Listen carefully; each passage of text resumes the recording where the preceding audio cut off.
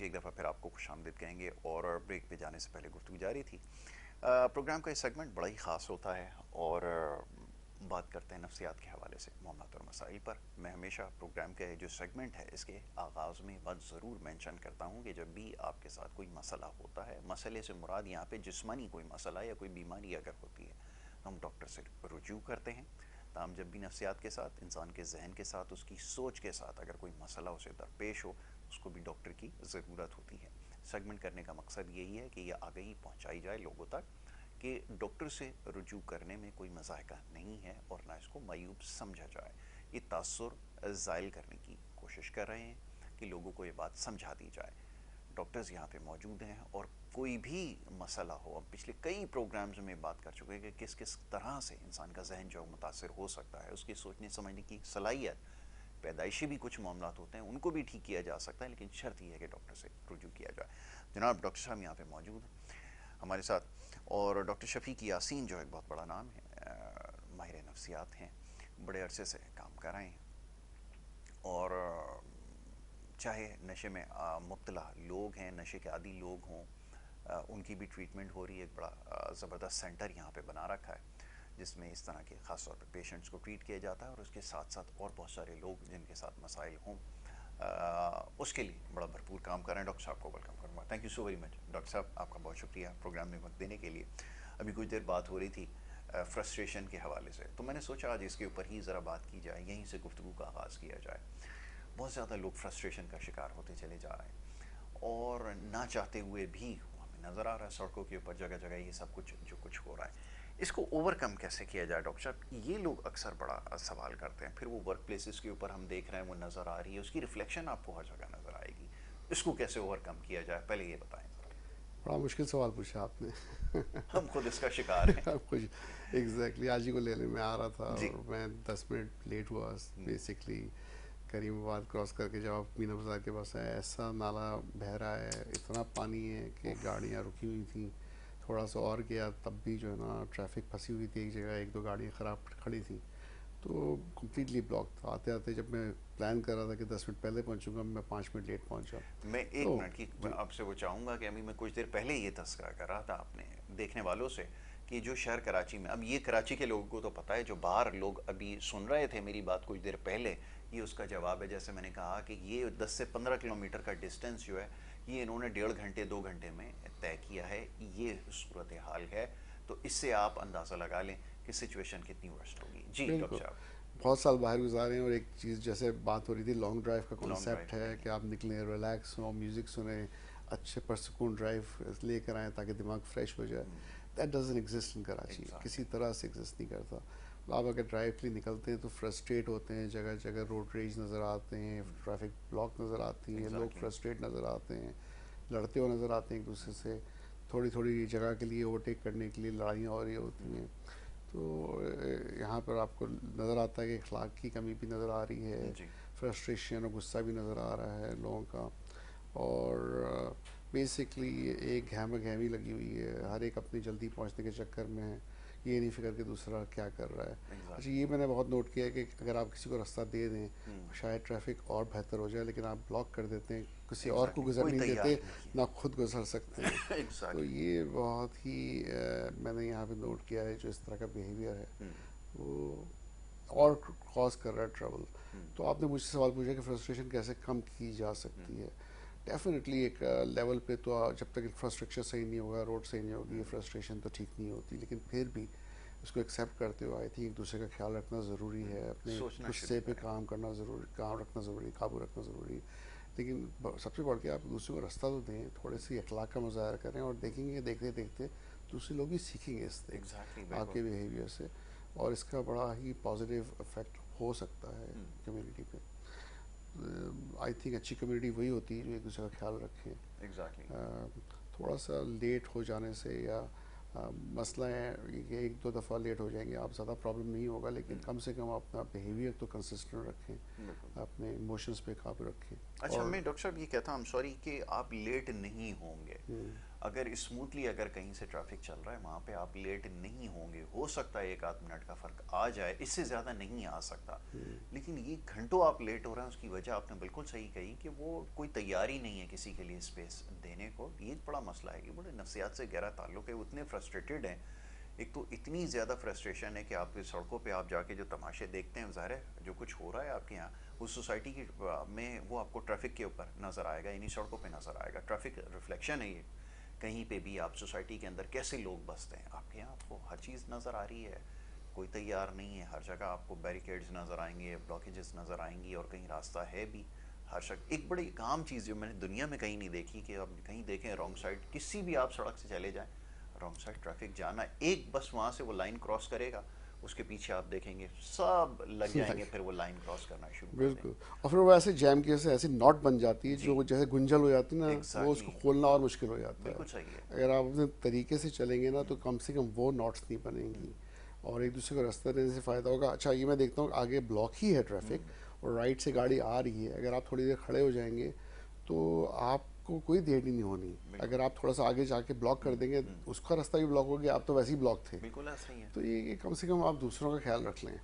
उससे ये होगा कि क्या पता आगे कि ट्रैफिक खुल जाए और फिर आपको रास्ता मिल ही जाए और आप उससे ज़्यादा लेट नहीं हो सकते जितने आप होने वाले हैं एग्जैक्टली, बेसिकली। बिल्कुल ऐसा ही है। तो ये अवेयरनेस के ऊपर क्या काम करें। पूरी दुनिया में शायद अवेयरनेस पे तो काम नहीं होता, लेकिन लॉज ऐसे होते हैं कि खुद ब खुद यही लोग जो यहाँ पे आपको ट्रैफिक जैम करते हुए नज़र आएंगे, रॉन्ग साइड से जाते हुए नज़र आएंगे। आप बाहर जाके ज़रा करके दिखाएं, मज़ा फिर आता है फिर वो। और उन्होंने बड़ा अच्छा ये काम कर दिया कि अब तो वो कोई आपको चालान वालान कुछ नहीं, उनको बस पता लग जाए कि आप कहाँ से आएँ, आपको जहाज़ में बिठा कर आते हैं। वो कहते हैं इनको जहाज़ में भी अपने साथ पकड़ के हथकड़ी लगा कर बिठा कर आते हैं कि यहाँ से भाग ना जाए। ऐसा आपके साथ रवैया, उसकी वजह यही है कि आपने ये आपकी वो चले। एनी हाउ डॉक्टर साहब, आप कुछ जो स्ट्रेस के हवाले से और कुछ और डिसऑर्डर्स हैं, अब सवालात आना शुरू हो गए हैं। तो अक्सर अभी भी ये सवाल किया जाता है कि अगर कोई चीज़ बहुत ज़्यादा क्रॉनिक हो जाए तो क्या इसकी ट्रीटमेंट मुमकिन है। परसेप्शन अभी तक क्लियर नहीं हो पाया है, लोग अभी भी ये सवाल कर रहे हैं। मैं चाहता हूँ ज़रा इस चीज़ को क्लैरिफाई किया जाए कि वाक़तन ऐसा है कि कोई चीज़ बहुत क्रॉनिक हो जाए। लोग कहते हैं कि हमारे यहाँ तो जैसे मैंने कहा ना कि मिजाज में शामिल है, अगर किसी के साथ कोई प्रॉब्लम है तो कहते हैं जी इसकी पर्सनालिटी का हिस्सा है, इसको डायग्नोसिस की ज़रूरत नहीं पेश आती। वो कहते हैं जी बस ठीक है, इसके फादर में भी ये चीज़ थी, इसमें भी है, तो एक्सेप्टेबल है और उसके साथ ही वो जी रहा है। फिर उसके लिए कितनी सारी प्रॉब्लम्स हैं वर्क प्लेस के ऊपर, ख़ास तौर पर अभी सवालात आना शुरू हो गए कि जी हम बिहेवियर देखते हैं, हमारे यहाँ एक आम कल्चर है, हर कोई अपनी खामियां छुपाने के लिए फिर अपने से नीचे वालों को जो है वो प्रेशर में लेने की कोशिश करता है। कैसे ठीक किया जाए, और क्या वाक़तन ऐसा है कि क्रॉनिक हो जाए तो उसको ठीक नहीं किया जा सकता। मैं इस बात को नहीं मानता। राइट। उसकी वजह ये है, यासिर एक एग्जांपल कल ही की है। जी।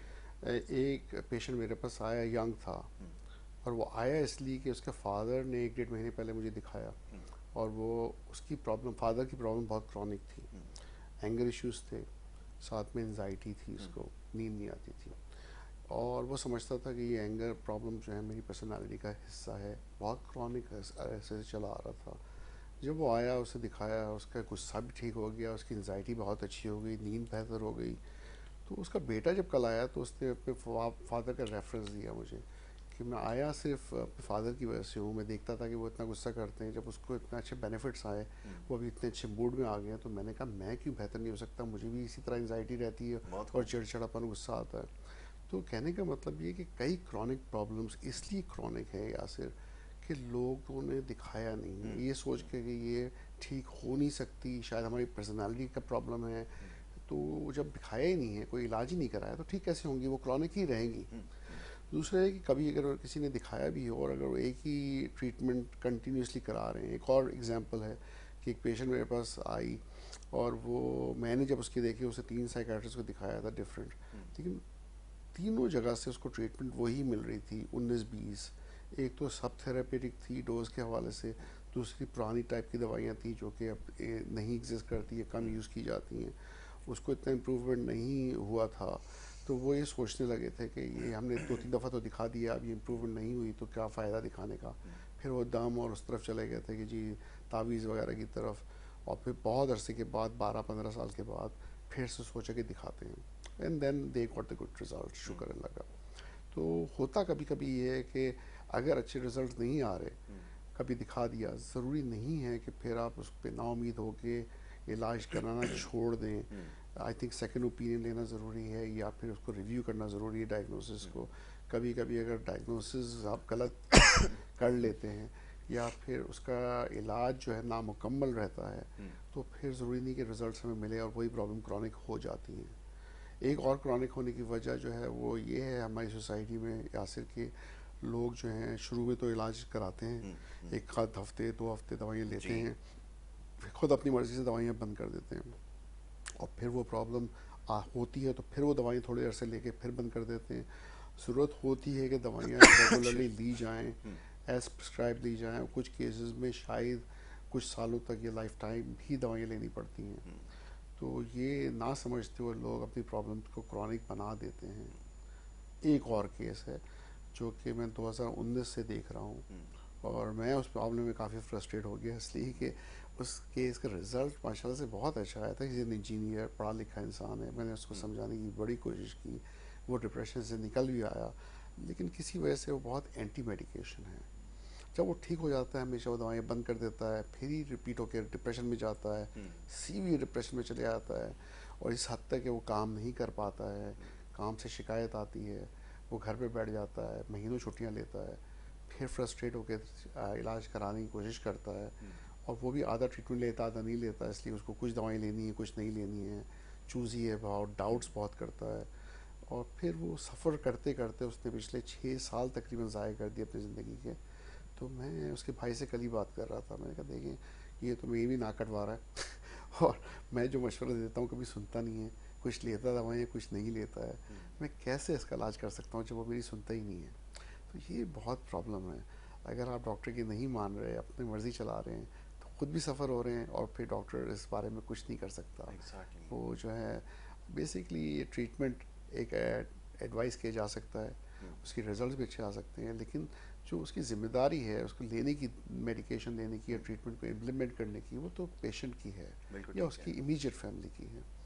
डॉक्टर खुद जाके उसके मुंह में दवाइयाँ नहीं डाल सकता, एग्जैक्टली। ज़बरदस्ती नहीं कर सकता। ये ख्याल ये है कि फैमिली अक्सर ये करती है कि वो देखती है कि अगर वो बेहतर महसूस कर रहा है, अगर वो शायद उनसे पूछ भी लेता होगा तो यही जवाब होता होगा कि छोड़ दो, अगर तुम बेहतर महसूस कर रहे हो तो सारी ज़िंदगी तो उसके ऊपर डिपेंडेंट नहीं रहना। तो वो एक जो ये वाला एलिमेंट है, ये मेरे ख्याल में ज़्यादा हमारे यहाँ अक्सर मैंने देखा है बीमारियों में, जिसके ऊपर लोग मेडिकेशन के ऊपर खुद से डिटर्मिन करते हैं, और अगर किसी से कंसल्ट कर भी लेते हैं, सारा वो डॉक्टर तो नहीं है, उसने उनको यही कहना है कि हाँ जी ठीक है, अगर आप बेहतर महसूस कर रहे हो तो छोड़ दो, और फिर इवेंचुअली वो चीज़ वापस आ जाती है। तो मेरे ख्याल में यही एक चीज़ है जो काम कर रही एग्जैक्टली पहले एपिसोड के बाद तो हम खुद चाहते हैं है। यासिर के पेशेंट अगर प्रॉपर कोर्स कर ले 9 महीने से साल का, उसके बाद दवाइयाँ ग्रेजुअली टैपर करके बंद कर दी जाए, क्योंकि कौन डॉक्टर चाहेगा कि ज़िंदगी भर किसी मरीज़ को दवाई दी जाए। बिल्कुल। लेकिन होता है कि क्या रिपीटेड एपिसोड आ रहे हैं दवाई बंद करने के बाद, इसका मतलब है कि it's a remitting relapsing illness, जो कि ठीक हो जाती है फिर वापस आती है, फिर ठीक होती है वापस आती है।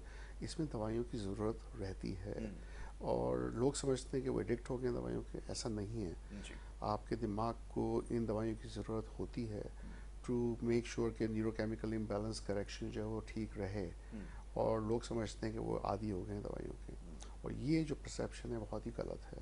ये मैं रिपीटेडली समझाता हूँ कि बहुत कम दवाइयाँ ऐसी हैं नफ्सियात में जिसकी एडिक्शंस हो सकती हैं। अगर साइकाट्रिस्ट अच्छी तरह जानते हैं उन दवाइयों को, अगर वो दिखाते हैं, तो खुद डॉक्टर्स वो दवाइयाँ बंद कर देते हैं with in 4 weeks, sometimes 6 to 8 weeks, लेकिन बहुत कम अरसे के लिए ये दवाई दी जाती हैं।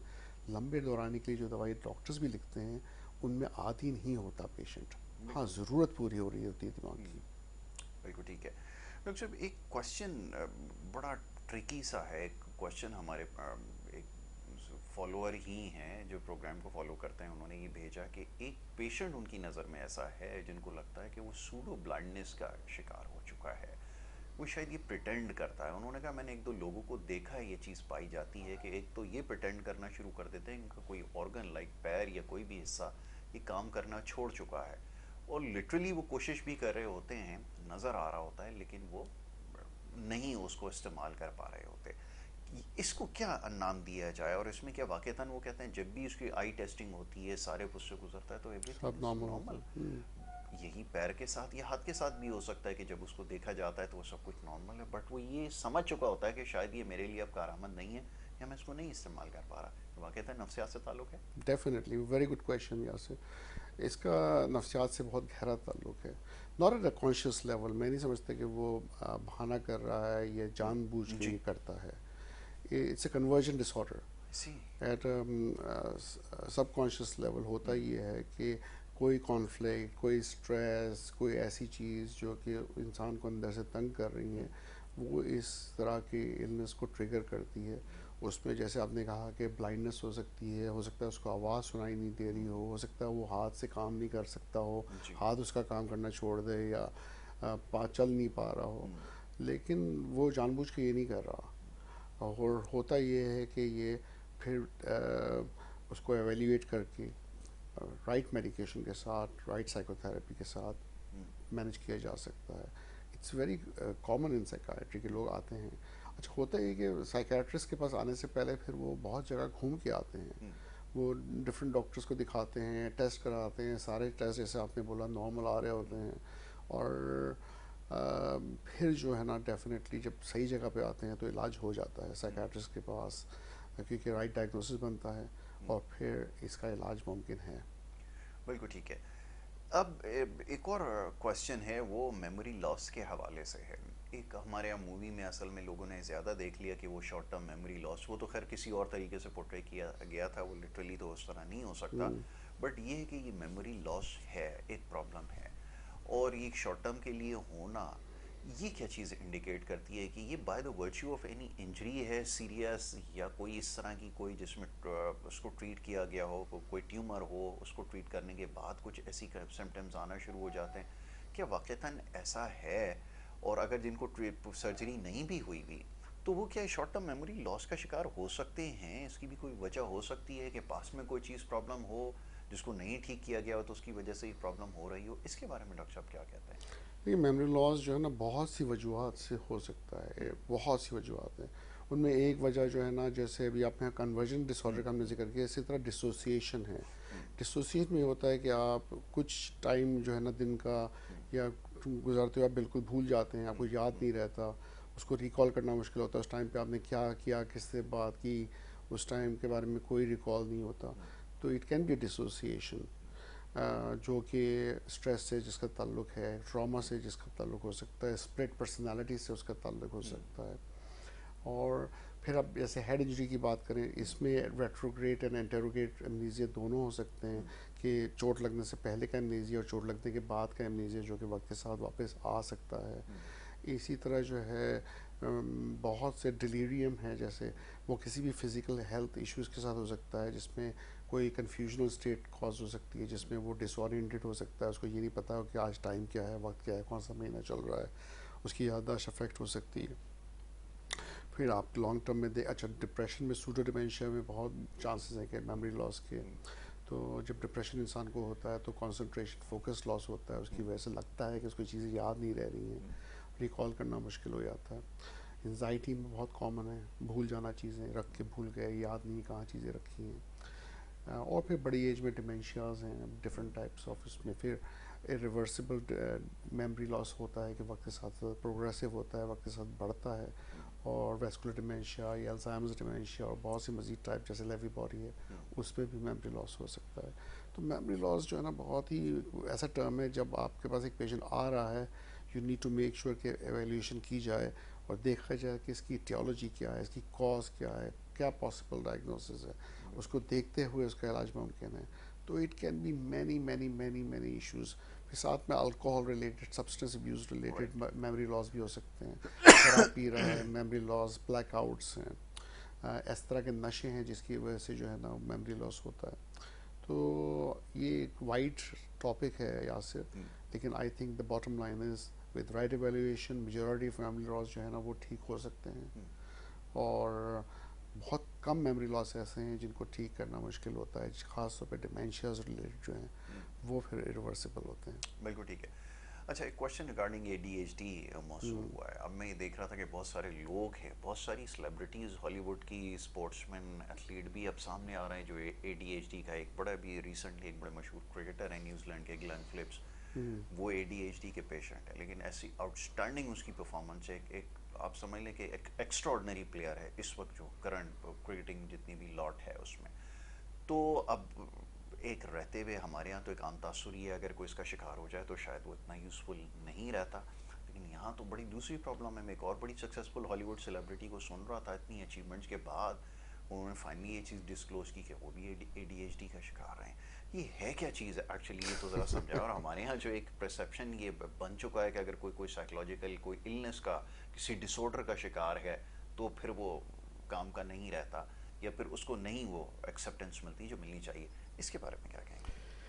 यहाँ दुनिया की बड़ी बड़ी पर्सनालिटीज साइकोलॉजिकल इश्यूज का शिकार थी, चाहे वो डिप्रेशन हो, चाहे वो बाइपोलर अफेक्टिवनेस हो, चाहे वो ADHD हो। अभी ADHD को लेके देख लें तो अगर हम डायग्नोसिस को ज़्यादा क्लैरिटी से देखें तो इसका ट्रियाड है। उसमें ये होता है कि एक पॉइंट पे हाइपर एक्टिविटी है, दूसरे पॉइंट पे पूरा अटेंशन कंसंट्रेशन है, और फोकस है। तीसरा जो है इम्पल्सिविटी है कि अचानक से जज्बाती फैसले कर देना, ऐसी चीज़ें कह देना, बोल देना जो कि नॉर्मल इंसान फ़िल्टर होता है, वो सोच समझ के बोलता है, वो नहीं इम्पल्सिव चीज़ें करते हैं।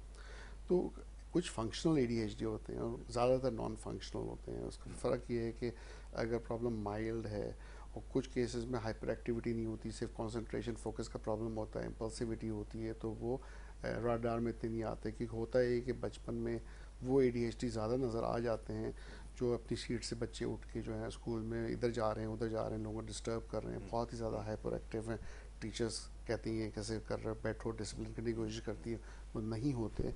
और फिर माँ बाप लेके आते हैं डॉक्टर्स के पास, और above the age of 7 diagnosis बनता है ADHD का, तो वो डायग्नोसिस होता है, फिर राइट मैनेज हो जाते हैं। लेकिन कुछ जो हैं जहाँ पर वो हाइपर एक्टिव नहीं होते बच्चे, सिर्फ मसला फोकस कंसंट्रेशन का होता है, वो भी किसी ना किसी तरह वो कवर कर लेते हैं अगर वो इंटेलिजेंट हों तो। और इम्पल्सिविटी भी नाउ एंड देन कवर हो ही जाती है। तो वो फिर वो एकेडमिक उससे गुजरते हुए फिर शायद एकेडमिकली इतनी अचीव नहीं करें जितने स्पोर्ट्स में कर लें, किसी और कैरियर में कर लें, तो वो बाईपास करते करते एडल्ट एज में जाके कहीं ना कहीं पकड़े जाते हैं कि हाँ इनको ADHD था, लेकिन पहले डायग्नोज नहीं हुआ और बाद में डायग्नोज हुआ। लेकिन वो इतना फंक्शन कर गए कि वो सारे उस स्टेजेस से गुजरते हुए, एज के वो स्टेजेस से गुजरते हुए बहुत बाद में जाके जो है ना डिटेक्ट हुए। अब ऐसे ऐसे शायर हैं जिन्होंने पोइट्रीज लिखी अच्छी अच्छी, जिनको कहते हैं कि वो डिप्रेशन का शिकार थे, इतनी गमगीन गज़लें लिखी और बहुत मशहूर हुए। ऐसे ऐसे लीडर्स हैं जो कि बाइपोलर थे। कहते हैं कि हिटलर के बारे में जब पढ़ा जाता है तो कहते हैं जब पूरी दुनिया को फतह करना चाहता था, या ही वॉज हाइपोमेनिक, मतलब वो मेनिया से थोड़ा नीचे, लेकिन बाइपोलर 2 जिसे हम डायग्नोसिस कहते हैं, जिसमें अगर नॉर्मेलिटी है उससे 1 पॉइंट ऊपर लेकिन मेनिया से नीचे, तो फंक्शनल मेनिया है, जहाँ पे वो ऑर्गेनाइज्ड मेनिया होता है, जहाँ पे वो एनर्जी लेवल्स बहुत हाई होते हैं, they can be impulsive as well, और वो बहुत जज्बाती फैसले करते हैं, और नींद उनको कम आती है, बड़े बड़े प्लान्स होते हैं, ग्रैंडियोस्ट होते हैं, बड़ी बड़ी सोचें होती हैं उनकी, तो वो उन पर जब इम्प्लीमेंट करते हैं और लोग उनकी बात सुनते हैं तो वो फिर उस डायरेक्शन में बहुत कुछ अचीव कर भी लेते हैं, इस हद तक कि वो इतनी जंगें तक जीत लेते हैं। एग्जैक्टली। तो ज़रूरी नहीं है कि साइकोलॉजिकल प्रॉब्लम होना हमेशा ही नेगेटिव हो, कि वो आपको मशहूर आप नहीं हो सकते। मीडिया में बहुत हैं, एक्टर्स हैं, सिंगर्स हैं जो कि साइकाइट्रिक प्रॉब्लम्स का शिकार रहे हैं और अभी भी हैं जो हैं, लेकिन अच्छे एक्टर्स भी हैं, अच्छे म्यूजिशियंस भी हैं, अच्छे सिंगर्स भी हैं। तो ये सब कुछ अचीव करने के बावजूद सफ़र करते हैं साइकाट्रिक प्रॉब्लम के साथ, और नाउ एंड देन डिप्रेशन में भी जाते हैं, but then they can switch from depression to slight mania, माई हाइपोमेनिया, और उस फेज़ में वो बहुत कुछ अचीव कर लेते हैं, क्योंकि वो अच्छे सॉन्ग्स भी लिख सकते हैं, अच्छे नॉवेल्स लिख सकते हैं, अच्छी तरह से एक्ट कर सकते हैं, क्रिएटिविटी बढ़ती है, बिल्कुल। और वो यही तो प्रॉब्लम है कि बाइपोलर जहाँ पर हम बात करते हैं, वो क्रिएटिविटी का टाइम जो है जहाँ पे थॉट्स बहुत तेज़ चल रही होती है, जिसे हम ओवर थिंकिंग भी कहते हैं। अच्छा, कई लोग ओवर थिंकिंग में नहीं सोते, रात को नींद नहीं आती और सोचते हैं, बहुत अच्छी अच्छी चीज़ें अचीव भी कर लेते हैं, लेकिन फिर वो डैमेजिंग भी हो सकती है, और जब बहुत ज़्यादा हो जाए तो फिर वो एंजाइटी, डिप्रेशन एंड दूसरे साइकोलॉजिकल प्रॉब्लम्स की तरफ भी एंटर हो सकती हैं।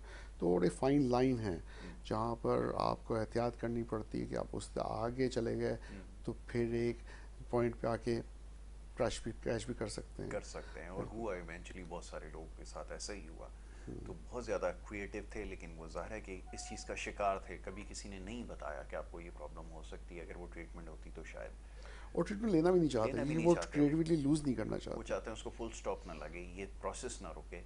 कल एक ये और पेशेंट मैंने देखी है, बात बात हो जी रही जी, है, और please she please. Came for the first time. उसकी फैमिली को मैं जानता हूँ, उसके फादर को मैंने ट्रीट किया है, उसकी बहन को मैंने ट्रीट किया है। She came for the first time. From my point of view she is bipolar 2, और वो बहुत ही क्रिएटिव लड़की है, सिर्फ अभी 20-21 साल की है। सोचती है, she is achieving wonderfully in academic अभी अच्छी तरह से, लेकिन वो नींद उसकी नहीं आज सही है। इंसोम्निया का पिछले 3-4 साल से शिकार है, रात को सोती नहीं है। और फिर दूसरा ये कि उसको भी एंगर इश्यूज़ हैं, थोड़े एंजाइटी रहती है। लेकिन वो कहती मुझे दवाई नहीं लेनी, मुझे ये क्रिएटिविटी ख़त्म नहीं करनी है। तो मैंने उसको ये समझाया, मैंने कहा देखो जिस पॉइंट पे तुम हो, तुम इससे ज़्यादा बिगड़ सकती हो, और तुम जो है ना, अगर तुम दवाइयाँ नहीं लोगी तो फिर मसला है कि तुम मेनिया मेंटर हो सकती हो। दवाई लेने का फ़ायदा ये है कि तुम उससे प्रिवेंट हो जाओगी कि वो मेनियक एपिसोड से, लेकिन क्रिएटिविटी डेफिनेटली कम हो जाएगी। और जब नॉर्मल फेज़ आता है तो इन लोगों के लिए नॉर्मेलिटी जो है, नॉर्मल फेज़ जो है, एक्सेप्टेबल नहीं वो होगी। डिप्रेशन के बराबर होता है। जी। कि जैसे हम लोगों के लिए अगर नॉर्मेलिटी है और हम अगर सोचें कि थोड़ा सा नीचे आएंगे तो डिप्रेशन में आ सकते हैं, तो वो जब एलिवेटेड हैं तो थोड़ा सा नीचे आने का मतलब है सब्जेक्टिव डिप्रेशन है। मतलब उनके लिए ये नॉर्मल भी जो फेज़ है वो डिप्रेशन के इक्विवेलेंट होता है। एग्जैक्टली, तो वो बिल्कुल नहीं चाहते कि वो डिप्रेशन फील करें। बिल्कुल सही है। तो इसके लिए उनको जो है वो हाइपर एक्टिव रहना ज़रूरी है। अच्छा, ये एक ऑटिज़म के हवाले से मैं देख रहा था, कुछ मैंने ऐसी मूवीज़ देखी कि मैं ऑब्जर्व कर रहा होता हूँ कि इसके अंदर जो है वो क्या सोच के बनाया गया। एक बड़ा सक्सेसफुल बिजनेस कैरेक्टर एक बनाया गया, एक सब्जेक्ट था, वो बड़ा सक्सेसफुल था सब कुछ, बट द सेम टाइम वो ऑटिज़म का भी शिकार था। तो अब हम ये सोचने पे मजबूर हैं, तो क्या ऐसी ट्रीटमेंट हो सकती है जो उसका शिकार हो गए हैं वो किसी स्टेज के ऊपर, अगर वो खैर एक्स्ट्रॉर्डनरी सिचुएशन थी, बट क्या ये प्रैक्टिकल है कि अगर किसी फील्ड में उनको रखा जाए वो नॉर्मल पर्सन की तरह बिहेव भी करें और अचीवर भी बन जाएं? ऐसा मुमकिन हो सकता है? जो इनके लोग शिकार हैं उनके लिए सवाल है जी। बिल्कुल हो सकता है, लेकिन देखिए मैं क्लैरिफाई करता हूँ। हम्म, ऑटिज़म और एस्पर्जर्स में एक फ़र्क है। जी। Asperger's a variant of autism, hmm, लेकिन इस वेरिएंट में आईक्यू लो नहीं होता। ठीक है। तो जितना हम ऑटिज़म की बात करते हैं ना, इसमें जो है ऑटिस्टिक बिहेवियर के साथ कि आई कॉन्टेक्ट्स उनके अच्छे नहीं होते, बहुत ऑब्सेसिव होते हैं, जो चीज़ उनको चाहिए वो वैसे ही चाहिए, चेंज पसंद नहीं करते, लेकिन एक चैनल में बहुत अच्छी तरह से मूव कर सकते हैं, प्रोडक्टिव हो सकते हैं। लेकिन वो बच्चे जो कि ऑटिज़म का शिकार हैं, उनका आईक्यू बिलो नॉर्मल होता है। बिल्कुल। ठीक है ना? तो वो इसका मतलब है कि वो नॉर्मल नहीं होते और नॉर्मल फंक्शन नहीं कर सकते। राइट। लेकिन एक वेरिएंट ऐसा है जिसे हम एस्पर्जस सिंड्रोम कहते हैं। एस्पर्जस वो ऑटिज्म का वेरिएंट है जिसमें बाकी सारा बिहेवियर जो है वो होता तो ऑटिज्म की तरह है, राइट। राइट। लेकिन उनका आईक्यू नॉर्मल या नॉर्मल से हाई होता है। And these are the people who can achieve wonderful. See. वो होता ये है कि वो भी उनके आई कांटेक्ट अच्छी नहीं होंगे, सोशल इंटरेक्शन उनकी अच्छी नहीं होगी, उन लोगों से मिलना उनको पसंद नहीं होगा, बस सिलेक्टिव फ्रेंड या ना ही कोई फ्रेंड नहीं होगा उनका। एक चीज़ पसंद हो वही चीज़ें पसंद है करना, एक रूटीन पसंद है तो उसी रूटीन में पसंद है, लेकिन जो चीज़ पसंद है सपोज उस पर चल गए तो फिर वो चीज़ में वो एक्सेल करते हैं, इसलिए कि वो एक ही चैनल में एक ही डायरेक्शन में अपनी एनर्जी को फोकस करते हैं। एक नॉर्मल इंसान है, उसको खेलना भी है, उसको दोस्त भी बनाने हैं, उसको पढ़ना भी है, उसको डिनर्स भी करने हैं, उसको हज़ार तरह के और शॉपिंग करनी है, उसको मूवीज़ देखनी है, it can be too many things. लेकिन जो इंसान एक ही डायरेक्शन में एनर्जी डाल रहा है विद नॉर्मल आईक्यू, तो फिर उसकी प्रोडक्टिविटी डिफरेंट होगी। और कई ऐसे सक्सेसफुल लोग हैं जो एस्पर्जस थे और हैं, और बिजनेस में या फिर डिफरेंट डायरेक्शन में बहुत कुछ अच्छा अचीव कर लेते हैं। They can B wonderful scientist, research बहुत अच्छी कर लेते हैं, और बड़े बड़े नाम हैं जो जिनको हम रिलेट कर सकते हैं एस्पर्जस के साथ। तो नॉट एक्चुअली ऑटिज्म बट एस्पर्जस। एस्पर्जस के साथ बिल्कुल ठीक है। तो इसको समझना ज़रूरी है, लेकिन ये पहले डायग्नोसिस ज़रूरी है। किसी भी बीमारी का ताल्लुक असल में हमारे यहाँ हो ही रहा है। अब मैं एक बड़ा क्रिटिकल पॉइंट पे आ गया हूँ कि हम सारी चीज़ें थ्रू इंटरनेट जो है उसको देखने की कोशिश करते हैं, खुद से उसका डायग्नोसिस करने की कोशिश करते हैं। अब ये जैसे भी एस्पर्जिस के बारे में बात हुई, ऑटिज़म के बारे में, इसके वेरिएंट के बारे में बहुत सारे लोग नहीं जानते होंगे, तो ये डॉक्टर ने डिटर्मिन करना है और फिर उसको चेक करने का और टेस्ट करने का तरीका है। हो ही रहा है, कभी एक दो बच्चों में ये देखा गया कि लोगों ने खुद से ये चीज़ जो है वो तय करने की कोशिश की कि नहीं जी इनको ADHD हो गया या कोई इस तरह का मसला हो गया। तो खुद से कोशिश करेंगे तो हो सकता है बहुत सारी चीज़ें आपको समझ में ना आए। ख़ास तौर पे बच्चों के अंदर बिहेवियर का मैं हमेशा ये बता रहा हूँ कि बड़ा सिमिलर होता है। सारे बच्चों का जो है ना बचपन, ये वो जब 5-6 साल के होते हैं तो मोरलेस एक ही एक्टिविटी होती है, चीज़ों को टच करना। कोई ज़्यादा जल्दी चीज़ों को फेंक देता है, कोई कम फेंकता होगा निस्बतन, लेकिन वो उनकी नेचर में शामिल होगा। अभी जो जो डायग्नोसिस शुरू हो गया है ना, ये मेरे लिए थोड़ा सा प्रॉब्लम बन रहा है। मैं समझाने की कोशिश कर रहा हूँ लोगों को, बड़ी जल्दी नतीजे पर पहुँच जाते हैं कि नहीं जी इसके साथ लिटरली ये प्रॉब्लम है। तो इसके बारे में क्या कहेंगे, ऐसे लोगों को क्या करना चाहिए डॉक्टर साहब? देखिए, साइकाइट्रिस्ट और हम्म। गूगल या AI, जो अब चैट जी। GPT है, जो भी हम फोरम ले लेते हैं, इसमें बहुत बड़ा फ़र्क है। कोई भी कंप्यूटर, AI या आर्टिफिशियल इंटेलिजेंस की एब्स्ट्रैक्ट थिंकिंग नहीं होती है। They don't have emotions. जी। वो 1+1 2 ही करेंगे या 2+2 4 ही करेंगे। जारी करेंगे। इन साइकाइट्री 2+2 हो सकता है 5 हो या 6 हो, ज़रूरी नहीं कि मैथमेटिक्स जेल करे साइकाइट्री में। Because what we observe, what we feel, empathise करके, आप पेशेंट से बात करके जो ऑब्जर्व कर रहे हैं, जो सुन रहे हैं, आप एक कंक्लूजन पहुंचते हैं। उसका बहुत गहरा ताल्लुक एक ऑब्जर्वेशन भी होती है साइकाइट्रिस्ट की, फीलिंग भी होती है, वो नज़रें होती हैं जो आपसे मिल रही होती हैं, वो बिहेवियर होता है जिसको आप देख रहे होते हैं, जिसको आप ऑब्जर्व कर रहे होते हैं। ये एक कंप्यूटर नहीं कर सकता कभी भी। कंप्यूटर के इमोशंस ही नहीं है। कंप्यूटर आपको ये बता सकता है कि 4 सिम्टम्स मिला के, 8 सिम्टम्स मिला के कौन सी पॉसिबल डायग्नोसिस बन सकती हैं, जी। लेकिन कभी भी राइट डायग्नोसिस पे नहीं आ सकता। जो भी AI या फिर गूगल यूज़ कर सकते हैं और करना चाहते हैं, उनको मैं वार्न करना चाहता हूँ कि वो बहुत ही गलत डायरेक्शन में जाएंगे। इसलिए कि एक तो मिस डायग्नोसिस होने का रिस्क बहुत हाई है। दूसरा ये है कि बहुत सा मटेरियल गूगल पे ऐसा है जो एविडेंस बेस्ड है ही नहीं, जो कि पर्सनल एक्सपीरियंसेस के हवाले से है। एक दवाई के खिलाफ अगर एक इंसान को बहुत बुरा एक्सपीरियंस हो गया, उसने इतना लिख दिया उस पर कि वो गूगल पे आ रहे हैं डिफरेंट ज़ाहिर है जो आर्टिकल्स, चीज़ तो वॉल्यूम्स में होगी वही वॉल्यूम्स वो उसको ही नज़र आती बनाएंगे। है। बिल्कुल। लेकिन जो एक्चुअली मैटर करता है या फिर वो है एविडेंस बेस्ड, मेटा एनालिसिस है, रिसर्च वेरी राइट। है, जो कि रैंडमाइज कंट्रोल ट्रायल्स हैं, जिस पे जो है ना पूरा फाउंडेशन है किसी भी ट्रीटमेंट का। कि हम लोग अगर देखते हैं कि 1 लाख पेशेंट्स को एक ट्रीटमेंट दिया गया, उसके रिजल्ट ये थे, तो वो ज़्यादा वैलिड है रादर देन किसी 1 या 2 पेशेंट्स ने कोई एक्सपीरियंस किया जो कि नेगेटिव था। एग्जैक्टली। वो उसकी वैल्यू ज़ीरो है, तकरीबन ज़ीरो है। तो इसीलिए अगर लोग पढ़ के कंप्यूटर पे किसी नतीजे पे पहुंचते हैं, तो इसका मतलब नहीं है कि वो सही है। देखिए, कंप्यूटर पर तो आप जो ढूंढना चाहें आपको मिलेगा। अब आपको एलियंस ढूंढने, आपको एलियंस मिल जाएंगे। आपको एग्जैक्टली। जिन भूत ढूंढने, आपको जिन भूत मिल मिल जाएंगे। जाएंगे। वो चीज़ें जो एग्जिस्ट नहीं भी करती, वो भी मिल मिल जाएंगी। जाएंगी। आप जो सोचते हैं और ढूंढना चाहते हैं उसके बारे में टाइप करें, उसके बारे में कोई ना कोई चीज़ आपको कंप्यूटर में ज़रूर मिल जाएगी। इसका मतलब नहीं है कि वो चीज़ एग्जिस्ट करती है। एग्जैक्टली। बिल्कुल इसी तरह के हाइपर एग्रेशन के अंदर कोई एक वजह नहीं हो सकती, हो सकता है बहुत सारी वजूहात हों और बहुत सारी वजूहात ना भी हों। ये सारी पॉसिबिलिटीज़ जो है ना वो डॉक्टर को पता होती हैं, या वही इसको डिटर्मिन कर सकता है। बहुत सारी बीमारी के अंदर नतीजा हाइपर एग्रेशन की शक्ल में आ रहा होता है। अब ज़ाहिर है वो तो अब सबका शिकार तो नहीं हो सकता, या कोई हो सकता है कि उसमें एक चीज़ को, लेकिन ये डिटर्मिन ज़ाहिर है कि वो नहीं किया जाएगा। तो स्पेशलाइज्ड वो है काम है, डॉक्टर ही इसको वो कर सकता है। तो ये चलें, अच्छा हुआ लोगों को शायद ये बात समझ में आ जाए कि खुदारा खुद से कोई किसी भी किस्म के किसी डायग्नोसिस की तरफ ना जाएं, कोई भी मसला हो।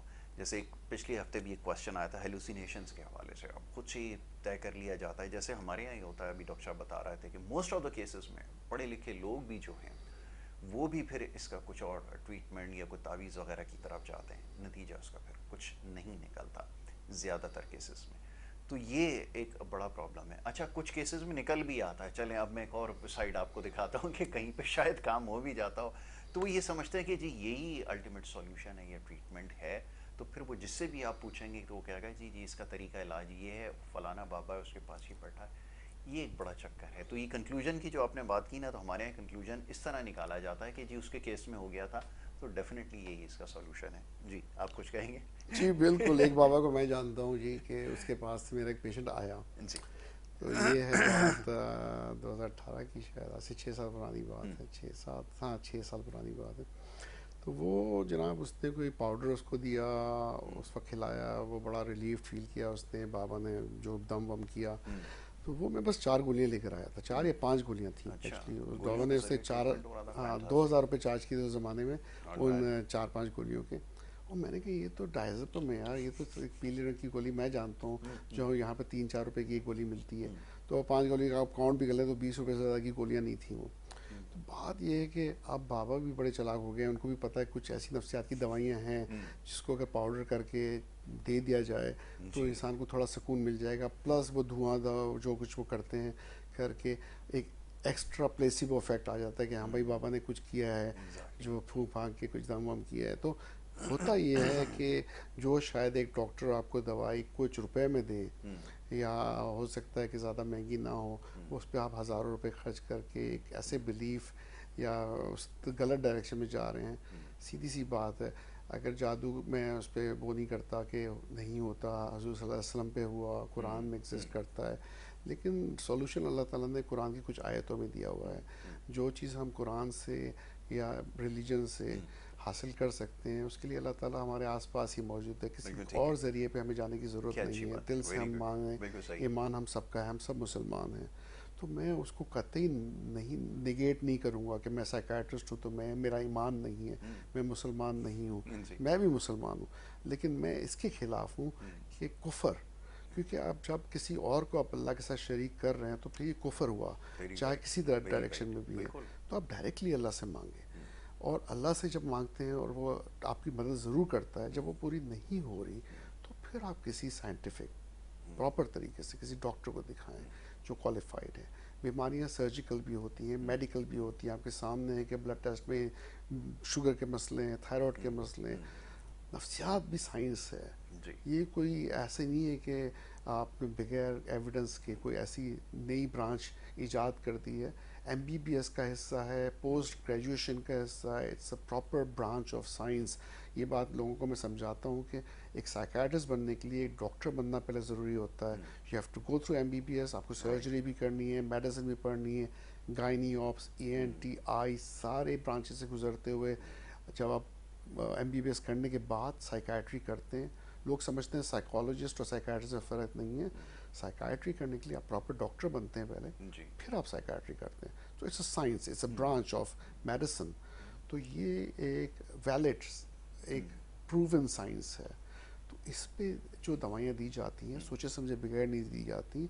दुनिया में उसकी तहकीक होती है, 10-10, 15-15 साल एक मेडिकेशन प्रॉपर फेजेस से गुजरती हैं, एनिमल टेस्टिंग होती है, उसके बाद ह्यूमन फेजेस आते हैं, फिर जाके वो अप्रूव होती है, सेफ्टी सारे उससे गुजरते हुए। तो ऐसे नहीं है कि आंख बंद करके कोई डॉक्टर एक दवाई दे देगा तो फिर उसकी वजह से कोई बहुत बड़े नेगेटिव नताइज होंगे। Chances of side effects are minimal, जो कि बहुत इंपॉर्टेंट है। लोग इतने खौफज़दा होते हैं सोच के और डरते हैं कि पता नहीं क्या नेगेटिव साइड इफ़ेक्ट्स हो जाएंगे, इसलिए हमें डॉक्टर्स की दवाइयाँ नहीं लेनी चाहिए। दुनिया भर में दी जा रही हैं और अच्छे रिजल्ट्स आ रहे हैं। तो वो लोगों को समझना है कि वो चीज़ें जिनसे वो डरते हैं, जो एक्चुअली वो समझते हैं परसीव डेंजर, वो असल डेंजर नहीं है। असल एग्जैक्टली। डेंजर वो है जहाँ वो जा रहे हैं और गलत डायरेक्शन में जाके गलत इलाज करा दैट रहे इज़ इट। मेरे ख्याल में इससे अच्छी और बात नहीं हो सकती। डॉक्टर साहब क्वेश्चन तो और भी हैं, और चाह रहा था कि इसके ऊपर मज़ीद बात की जाए, लेकिन वक्त क्योंकि ख़त्म हो गया, तो इंशाल्लाह नेक्स्ट सिटिंग के अंदर ज़रूर हिप्नोटिज्म के हवाले से क्वेश्चंस बहुत आ रहे हैं तो ये टॉपिक अगले प्रोग्राम के लिए छोड़ देता हूँ और वहीं से स्टार्ट करूँगा इंशाल्लाह। तो फिर बहुत सारे इससे रिलेटेड क्वेश्चन हैं, उसका जवाब डॉक्टर साहब से लेंगे। Thank you so very much once again doctor साहब। तो ये आज का हमारा सेगमेंट था। बहुत सारी चीज़ों के ऊपर हमने गुफ्तगू की, उम्मीद है कि बात समझ में आई होगी। और फिर वही बात आखिर में दोहरा देता हूँ कि डॉक्टर से रुजू करना ज़रूरी है, बजाय इसके खुद से कोई भी तजर्बा करें, चाहे कोई भी मसला हो, नफ्सियात के हवाले से क्यों ना हो, लेकिन उसका इलाज डॉक्टर के पास ही होगा। तो जनाब यहाँ पर आपसे इजाज़त लेंगे, इंशाल्लाह नेक्स्ट टाइम मुलाकात होगी। मोहम्मद यासिर और हमारी टीम को इजाज़त दीजिए। अल्लाह निगरान।